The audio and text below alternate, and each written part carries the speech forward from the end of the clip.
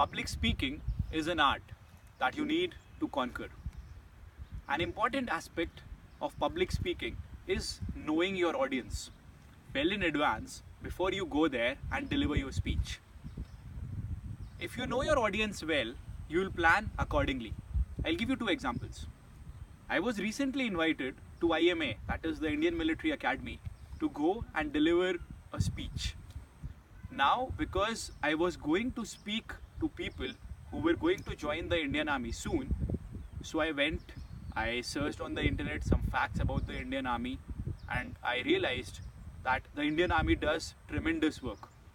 So all those points were included in my speech. In fact, I started my speech with all those points.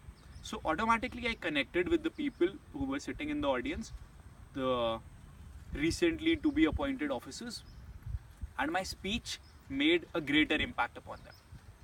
In a second scenario, I was invited to speak to some of the engineers. So I went through information on the internet and made a key points as to what engineers think, what they like, what they don't like. So my speech was based upon the mindset of my audience, which was engineers in this case, You need to understand the demographics of your audience, their age group, their gender, their mindset, their viewpoints. You also need to understand whether the terminology or the jargon that you are going to use in front of your audience will be easily understood by them or not. For example, if you are going to speak to people who are astronauts and if you are telling them about things related to aquatic animals, they are never going to understand it. So you need to prepare your speech very thoroughly according to the people who are going to listen to your speech. One more aspect which you need to understand is whether their attendance is mandatory or they have come to listen to you voluntarily.